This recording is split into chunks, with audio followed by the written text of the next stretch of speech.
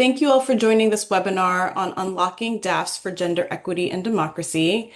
My name is Angie Jean Marie. I'm a philanthropic advisor working with donors and nonprofits to advance gender equity, economic justice, and democracy.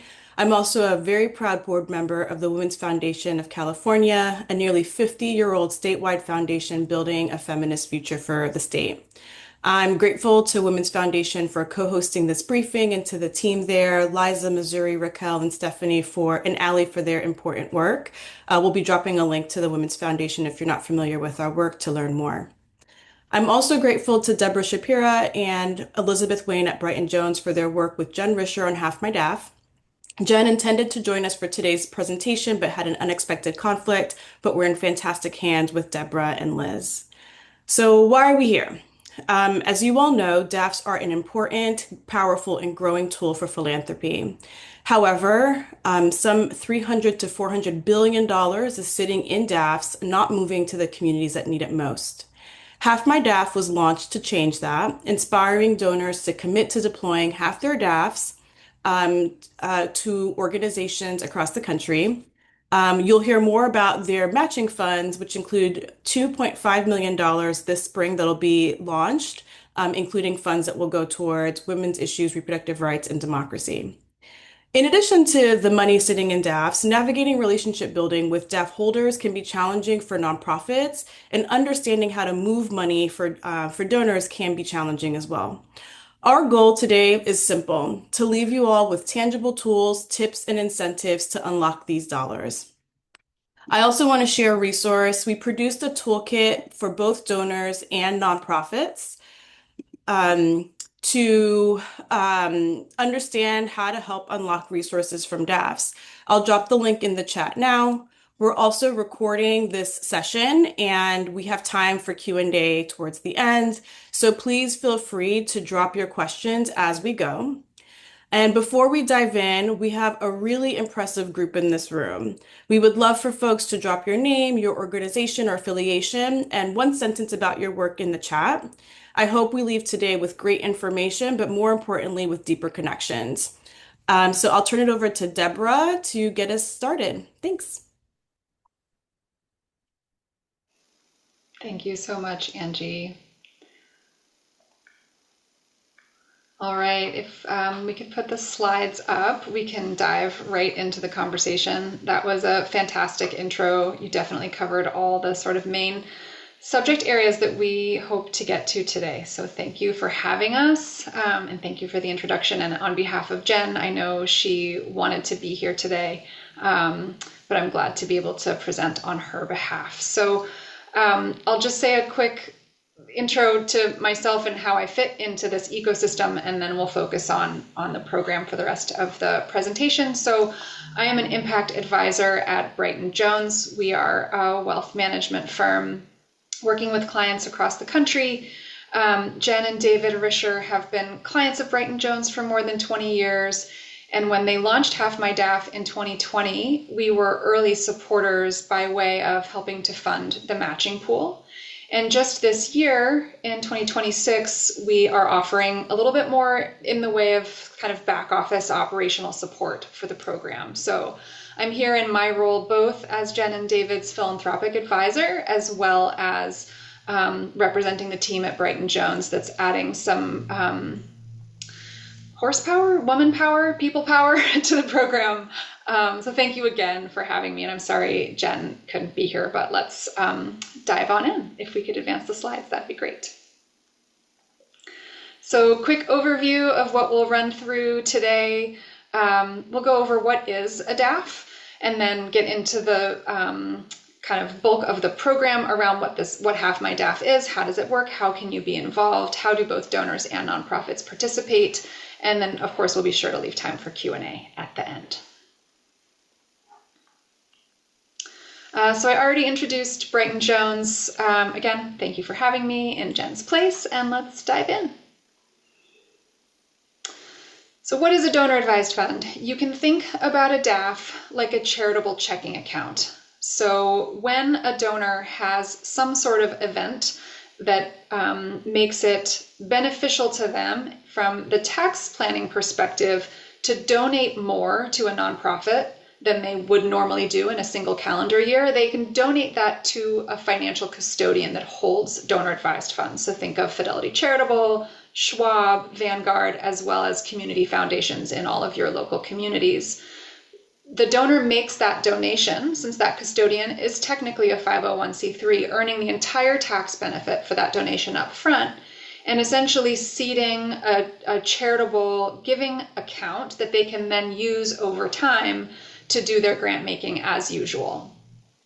Money that's put into the DAF can only be given to certified 501c3 organizations or their equivalents overseas, and it's irrevocable, meaning the donor does not get those funds back. They are an advisor on the funds, so they are recommending grants to be made out of that charitable checking account, but technically the dollars are no longer in their custody because they are being held by the DAF sponsor.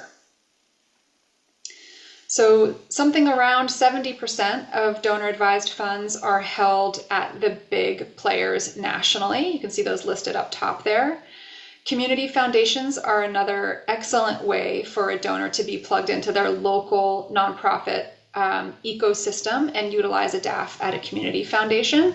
And then there are a small number of single-purpose DAFs around the country. They are often faith-based or thematically focused, whether that is for a specific university or a specific entity or a specific theme of nonprofit organizations that you can fund from one of those single-purpose donor-advised funds.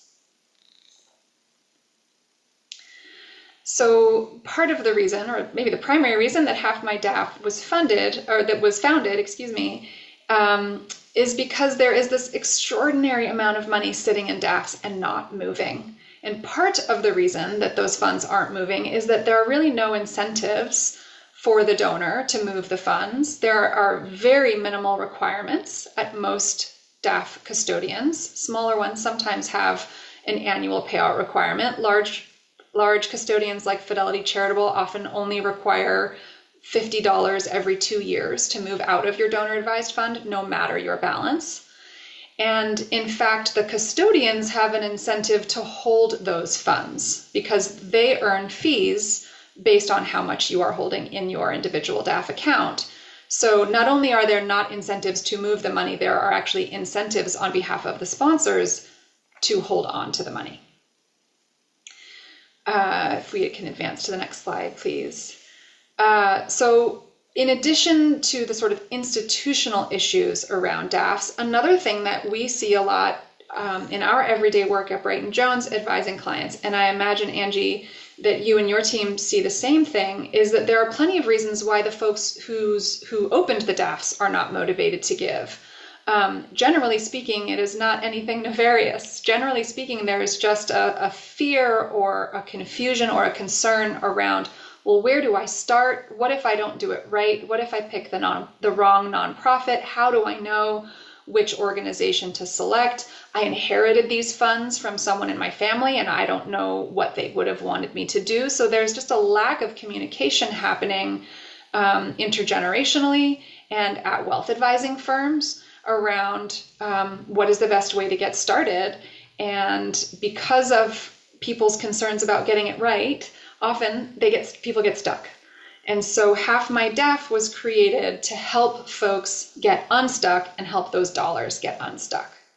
So Jen and David launched Half My DAF in 2020. They will tell you the story that they were sitting in their yard social distancing with friends during COVID and feeling overwhelmed by what they were reading, both about the amount of funding sitting in DAFs around the country and at the struggle of nonprofits, both in the US and around the world during the early COVID years, trying to get their services into their communities, but with funding getting restricted and being held up in these DAFs.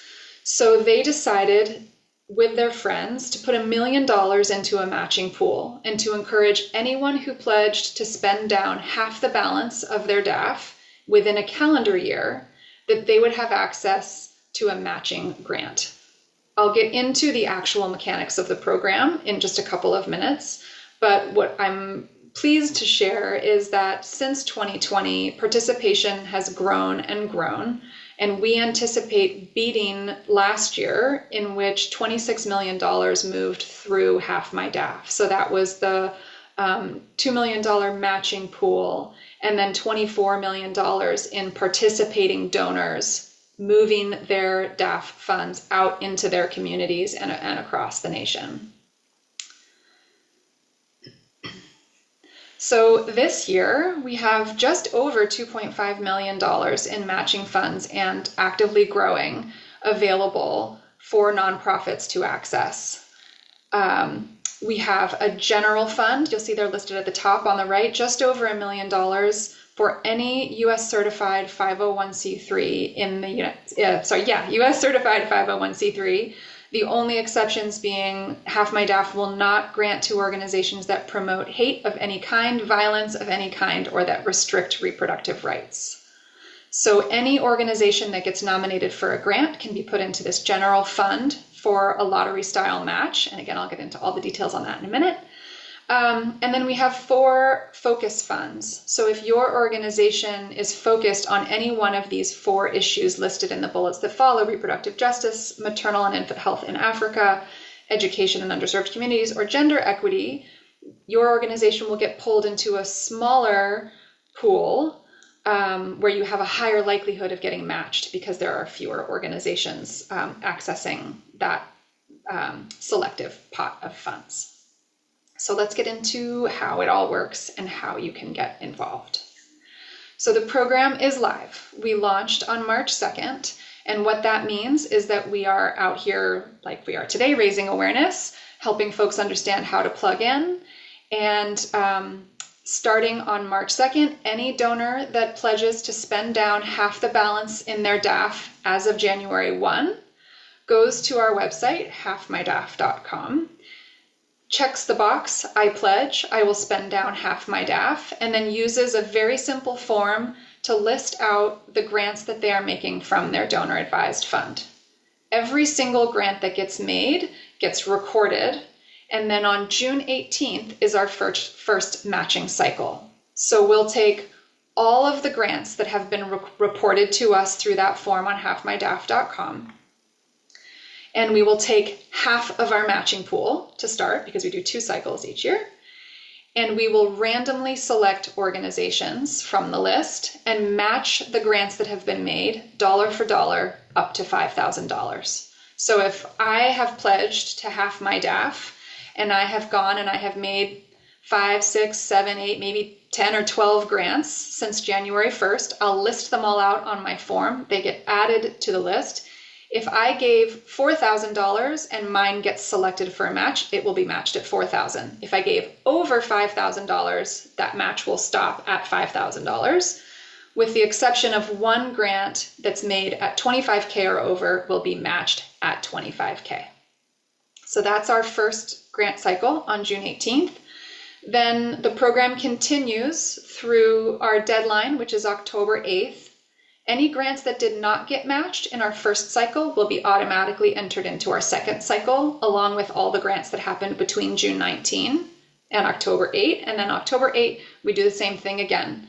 We pull all of those grants, we match until we've spent all those dollars, dollar for dollar up to 5K, with one more grant at 25K. That's the basics. So donors pledge. Everybody is out there getting the word out about this program, and on June 18 and October 8, we have 2 randomized lottery-style matching cycles. So how can you get involved?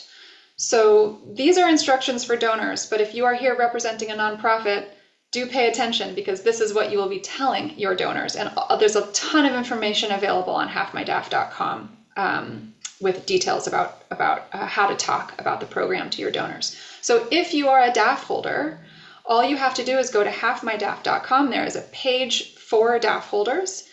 You fill in your name, you check a box, and if this were a live form and you were to click the next button, you would see that there is a place to start entering the grants that you've made and a screenshot of the confirmation of those grants, and from there we're on the honor system. If you have pledged to spend down half your DAF, we trust that you will do it, and all of the grants that you enter into this form are put into our lottery style grant making cycle. We hope that the donors out there are also building awareness among their peers, among their grantees about this program to just help build enthusiasm and build participation. And then we'll post, we have already begun posting the grants that are nominated for matches. And on June 18 and October 8, we will also post all the organizations that receive matches. For those of you here today who represent nonprofits, there is nothing that you have to do to participate. If we could pop back one slide, thank you. What's happening is happening on behalf of the DAF holder, but there is plenty that you can do to raise awareness about the program. So I'm going to speak specifically to what you can do to encourage participation in Half My DAF, and I will also speak sort of more generally to what is the role of the nonprofit in talking to donors. I've heard from a lot of people over the past few months as I've been helping with this program. Well, is it really my place to be asking a donor to spend down half their DAF? That doesn't feel quite right. So we're gonna get into that. And please know that I spent 20 years in my career leading up to my role at Brighton Jones as a nonprofit fundraiser. So I have sat in your seat and I understand where you're coming from my own lived experience, and I'm happy to answer any questions that you have about how this looks in practice. So one of the questions we get most often from nonprofits participating in the program is, how do I know who's giving to me from a DAF? There's a few simple ways to figure this out. The most obvious is if the checks are coming to you from a DAF sponsor, or if you're getting electronic fund transfers from Schwab, Fidelity Charitable, Vanguard Charitable, the community foundation where you live. Donors are not required to tell you their names when they make gifts through DAFs, which is another one of the primary concerns about the growing DAF sector, is the kind of opaque nature of giving.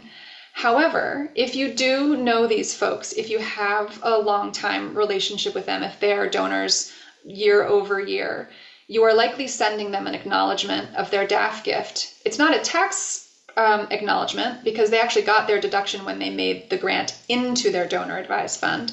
But I'm hoping that you're out there acknowledging your donors when they give through their DAF. So when you do that, you can include in that email or letter, hey, thank you for giving to us through your DAF. Did you know this could be matched? And then you can include a little bit of content about Half My DAF, which we'll make accessible to you shortly.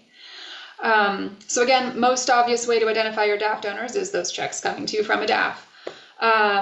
Another signal that somebody in your network might utilize a DAF for their giving is if they're already on your major donors list. The beauty of a DAF as a charitable giving vehicle is in a donor's ability to front load multiple years of giving. Where it stops being beautiful is when they don't actually move those funds out, but that's what we're here to do. What it generally signals, if someone has a DAF, is that they are a high net wealth individual and that they likely have capacity to give more and to give over multiple years. So if you have a major donor, the chances that they have had a year in which it made sense for them to open a DAF are pretty high. And you can presume that if someone does have a DAF, that they likely funded it at the outset with a minimum of 25 to 50K. Just because of the mechanics of opening a DAF and why it's a benefit to a donor, you can presume that they probably opened it with something in that range. So treat those donors as though they may have a DAF and let them know about this program, because even if they aren't currently giving to you through that vehicle, they may still have one. The next set of bullets here, make it simple for your donors to utilize their DAF when they want to support you.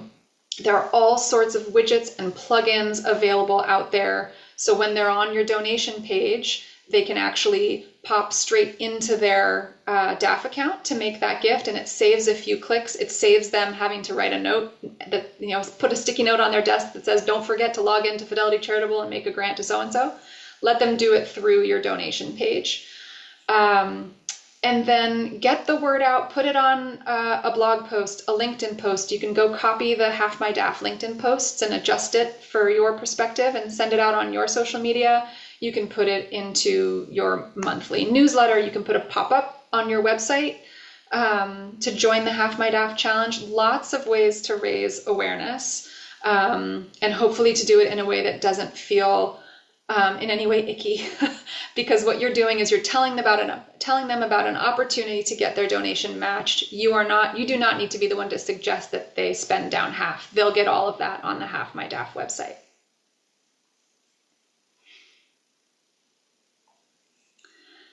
These are a couple of quotes from participants from last year about why folks love to participate in Half My DAF.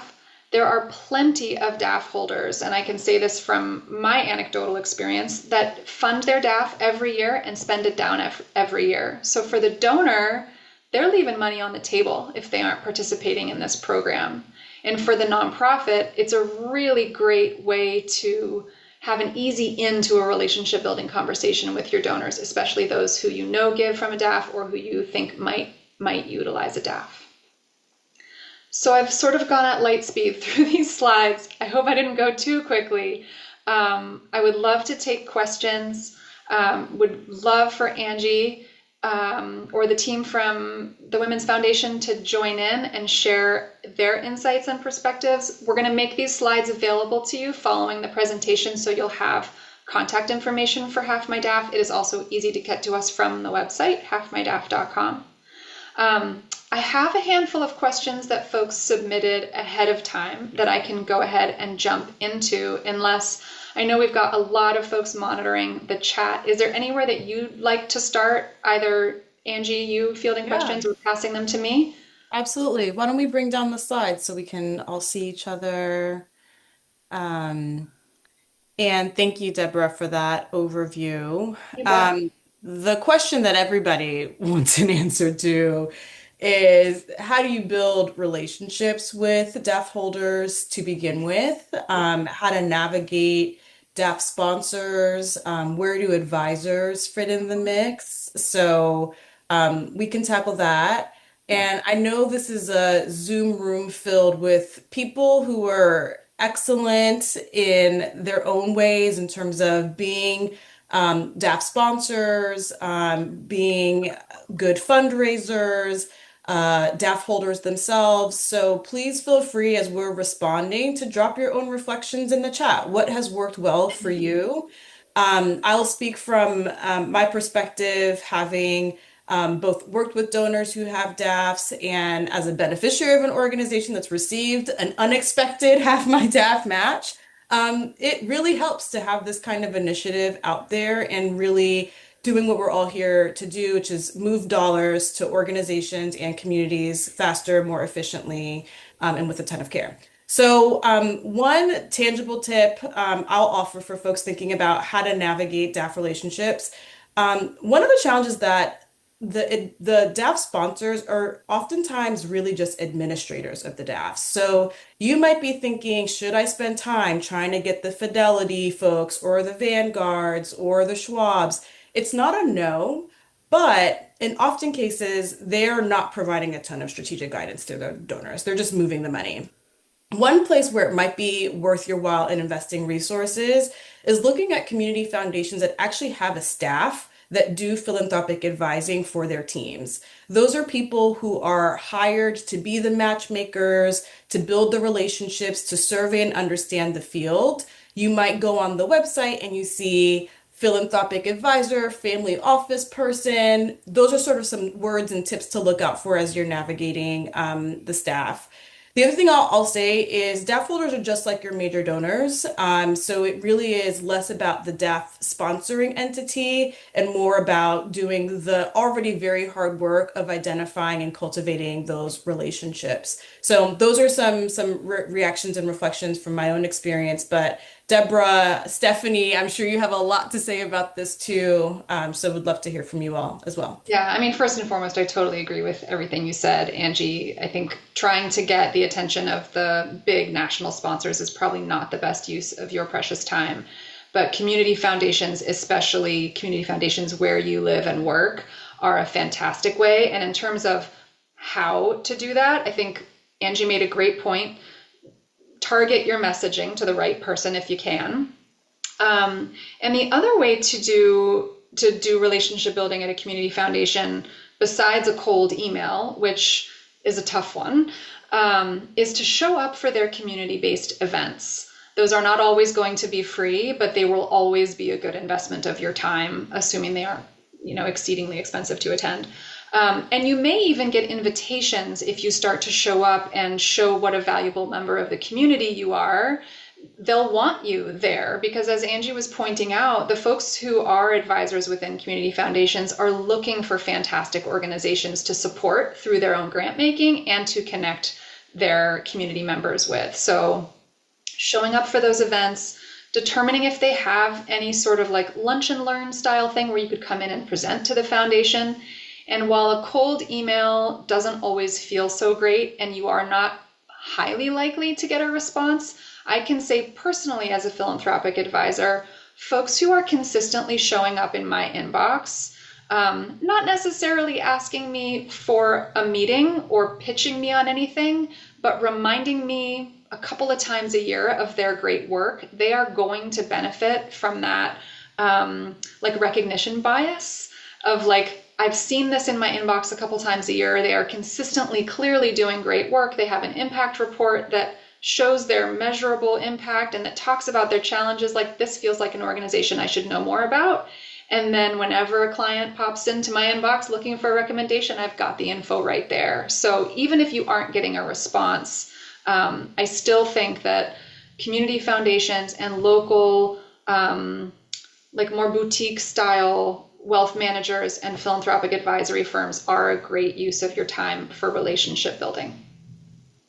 Yeah, thanks, Deborah. That makes a lot of sense. And I think, one of the hardest things as fundraisers when you're receiving DAF gifts is you can't steward those donors, right? So they're not going to receive your annual reports or any of your other communications. So that is definitely one way to do it. We have had some success for, in addition to places like community foundations, the smaller servicers like Amalgamated Bank and those sorts of values aligned, DAF servicing institutions. We've had some success, reaching out to, the name, the contact on, the check when it's received or the notice when it's received and saying, we really just want to build a relationship with this donor. Would you mind reaching out and seeing if that donor is interested in either attending an event we're doing or having a coffee? And sometimes, if they're in if they're an anonymous donor, sometimes, like was mentioned before, folks are inheriting these DAFs, so they sort of go with what was ever the status quo of the inheritance, and so don't really, know that there's other alternatives there. But I do know that it is very frustrating when you can't steward these donors and get to build a relationship with them. Yeah, absolutely agree with all of that. Yeah. Plus one to that, sometimes a really human touch helps. So we received this gift. Can you tell us more about who it was, or can you pass along a thank you note? Just making sure that even if you can't be in direct conversation, that the information is helping to reach the donor that intended the gift. Yeah. So, and that actually relates, if I can hop right back into one of the questions that came in ahead of the meeting, which is, how do donors fund their DAFs? Is there a best timing to ask for gifts? And can we ask for multi-year donations? So I would say there's not an answer to what's the best timing. People can fund their DAFs at any time throughout the year. So while a lot of folks do think about their giving in Q4, like kicking off with the beginning of the holiday season, Giving Tuesday, all of, DAF Day, there's lots of great things happening that time of year, that there's not necessarily one best time of year. One of the sort of core tenets of Half My DAF, and the reason we do 2 giving cycles, is that we believe that part of being a strategic ally to an organization is actually to give in Q1 or Q2 instead of waiting until Q3 or Q4. So we're pleased to help kind of encourage that behavior, but there's not a specific time of year that's better to ask than others. Yes, you can ask for multi-year donations. One really wonky thing to be aware of is that since the DAF holder, so me, the donor, is no longer technically the asset holder. If I open a DAF, I have contributed my funds to the DAF custodian who is holding them for me, and I am now an advisor on those funds. I can sign a multi-year pledge of my intention, but it is actually illegal for me to sign a multi-year gift commitment because technically the DAF sponsor could say no if the organization falls out of line with the IRS or if there is something else that makes them ineligible to be receiving grants from that sponsor. So yes, ask for multi-year gifts. People are often funding their DAFs with the intention of multi-year funding being available for them to give. But make sure that your letter that they're going to sign, the pledge letter, is about a pledge of intention to recommend a grant from the DAF sponsor. And if you go to any of the national DAF sponsors, they will have template language that you can use that you can guarantee will be approved. To that point too, we've sort of heard anecdotally that DAF holders were one of the things that's happening because of the big beautiful bill, I don't want to call it that, but is that there will be less tax advantage. So people will have funded their DAFs if they were advised and available to fund them more heavily last year. So there may be a larger pool in individual DAFs so that you can have that multi-year conversation with your DAF holders.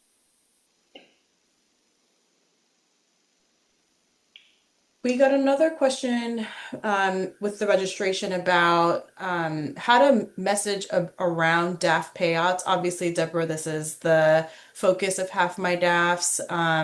But how can you speak a bit more about any traction you're making with some of the other big DAF sponsors in reporting information about their DAF payouts and how they're responding to these kinds of campaigns? I wish I had a great answer to that really great question. There have been a bunch of articles, even just recently, on this subject, and one that was posted recently by the Chronicle of Philanthropy actually reached out to Half My DAF to be part of the conversation around payout rates, and it's really complicated because of the different structure of different kinds of DAFs. It's not apples. Payout rates are not apples to apples. So it's actually quite hard to get accurate information about payout rates. And I think, truthfully, my personal feeling on it is that it's putting attention in the wrong place by getting mired in these details about how each individual sponsor is calculating their payout rate. I think we can all agree that there is too much money sitting in DAFs, and we can all agree that it's flowing out too slowly. And to me, that's all I really need to know. In a meeting, trying to kind of channel Jen here, because I know she wanted to be here today, in a meeting early this year when we were talking about supporting them, one of the things that Jen and David shared with us is that the intention of Half My DAF is to tap into humans' natural tendency toward generosity. And that people are putting these funds in a charitable account, for sure, partly because there's a tax benefit, but because the intention is to use it. So what we need to do is just spur them forward. We need to connect the supply and the demand with a larger pipe so the flow can go faster. And if we can do that by encouraging them through matching grants, great. If there are ways that Half My DAF should evolve and innovate in future years in order to encourage more, tell us all about it, and we'd love to hear from you. But so it's kind of I'm skating around your question, Angie, but I just don't think there's a great answer right now. Fair enough. I did want to echo something. I think it was Stephanie that said it about amalgamated. One very specific, tangible step that you can take to help you as a nonprofit participate in Half My DAF.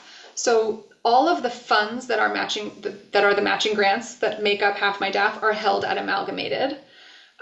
So if you have donors who you know are going to be part of Half My DAF, head over to Amalgamated and sign up for electronic fund transfers. As with other DAF custodians, you have the choice of getting a check written and mailed to you or signing up for EFT by connecting your bank your banking information to Amalgamated or the DAF sponsor. So that is an immediate next step for anybody here who represents a nonprofit, is head to Amalgamated and get signed up for EFT.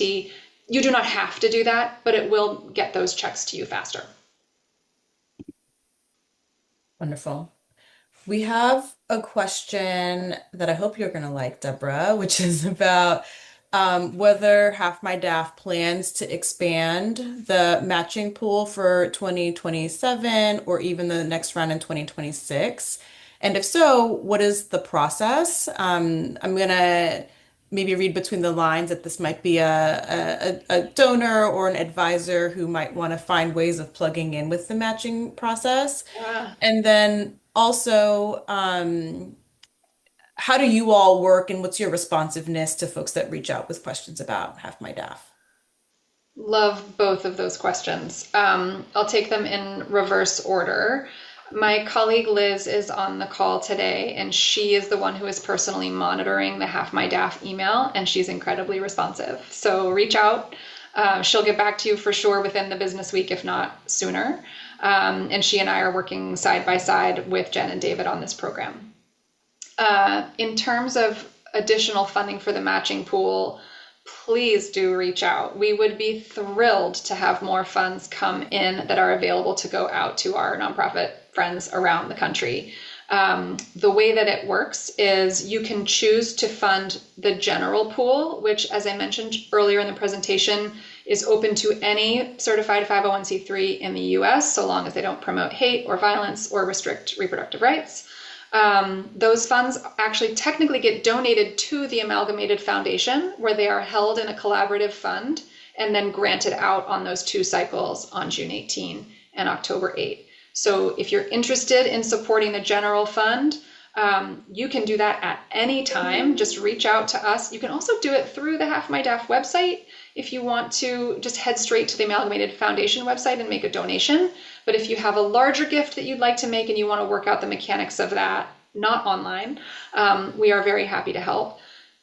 For the focus funds, I mentioned reproductive rights, gender equity, education in underserved communities, and maternal and infant health on the African continent.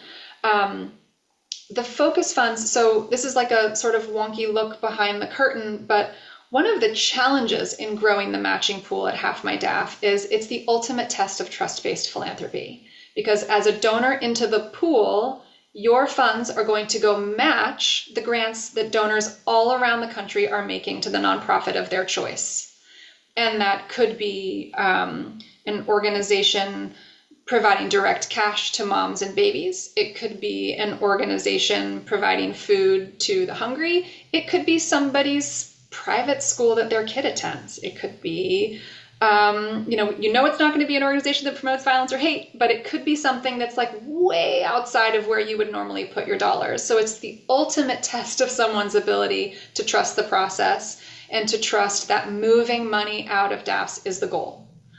Now, if that's a little too far for you to reach, we offer the ability to open up a focus fund. So what those do is they tell the donor who is seeding the pool, all of the money that you put into this pool is going to organizations working on this particular issue or in this particular region. So if there's an organization that says, I want to only fund community-based organizations in Dayton, Ohio. I don't know why I chose Dayton, Ohio. I've never been there, but we could talk about that. So please let us know. Our contact information is in the slides. You can find us at halfmydaf.com. We'd be thrilled to help you move more funds into the hands of the folks on this call and around the country. Awesome. We had another question about the online platforms that make it easier for organizations to work with DAF holders. So I think your slides showed DAF widget. I also saw a comment here in the chat about ways in which those are limiting, but it'd be helpful maybe if you would say just a bit more about how organizations can be using these tools that make it easier for DAF holders to move their resources. Yes, I did see that comment as well. So some of the larger DAF sponsors have widgets that I think are pretty well tested. So for your Fidelity Charitables, Vanguards, et cetera. And what I understood from the comment is that for smaller, maybe community foundations or smaller boutique DAF sponsors, that it actually creates some challenging situations. So if the person who put that comment in wants to just come off mute and share what that experience was, we'd all be happy to hear. I think with every great piece of technology, there are parts of it that don't work, so I'm not surprised to hear it. But maybe you can share a little bit more about that experience, just, a couple minutes in brief. Sure, I'm happy to do that. Hi, everybody. Ali Circus Brody, she, her, and I am a senior philanthropic advisor at the San Francisco Foundation. We work in all of the Bay Area, even though our name is San Francisco. Um, we are small compared to Fidelity, Schwab, the big commercials. We are not small compared to other community foundations. Um, and I can just share that, just even in the past like 2 months, we've really run into some hiccups with these kinds of third-party widget type things. Maybe the commercials will make a grant that says that the purpose is to a random serial number, but also because of the political climate, a place like San Francisco Foundation cannot do that. We have too many eyes on us, and we need to provide more transparency. So, if you are given a serial number or something like that, we also need you to add and your DAF custodian, wherever they are, might need this as well. What is it for? What is the project you're supporting? So that's been our experience. And then, I don't know all the legal aspects that some of the widgets may or may not be following because, as Deborah's mentioned many times in this call, but is a very confusing thing for people who have donor advised funds. It is not their money anymore. The assets belong to the custodian. And so for them to just say, oh, make a grant here without going through, whatever they might be hoops, maybe their real due diligence, I'm sure it varies. It's illegal, as Deborah mentioned. Thank you, Allison. So yeah, not a silver bullet there. But I referenced getting signed up for EFTs with Amalgamated. You can likely do that with organizations like the San Francisco Community Foundation. You can definitely do it with the big guys, the Fidelity Charitables, the Vanguards, all of those. So that is one way to get the back end of the transaction as smooth as possible. But I hear you loud and clear, Allison, that these widgets are not one size fits all. So I think we're coming up on time. Angie or Stephanie or the team at WFC, are there any other questions that feel like we should get at them before we let folks go? I think we've covered most of the thematic questions from the registration, and I'm not seeing anything else in the chat. So just want to say thank you to everybody for being here. In this very tight 45 minutes, I think we got a lot of good tips and guidance. I want to uplift again the toolkit that I shared in the chat a bit earlier on how both nonprofits and donors can navigate DAFs. I know Deborah and the Brighton Jones and Half My DAF team have a accompanying toolkit for their matching program, and we'll make sure to share that after the fact. You may see some updates because there were things that we hadn't even thought to include in this toolkit prior that came up in the call. But just grateful for everyone for being here. I hope that you at least found an interesting person in the chat to connect with and have success unlocking these dollars. Deborah, do you want to do one more reminder about the matching campaign and how folks can get plugged in? Yeah, absolutely. Everything you need to know is on halfmydaf.com. So there's a early version of some sample language you can use to reach your donors that we're updating in the weeks ahead. All the instructions for donors are there, all the links you need to contact us, sign up for updates, etc. We would love it if you would share about Half My DAF on your social media. We are posting on Half My DAF LinkedIn, the Half My Daff LinkedIn page. Please share far and wide. We would love for more of your donors to know about this opportunity to reach these matching funds. We're so grateful to have been invited to present to all of you and just look forward to being in community together. Thank you so much. Thank you all.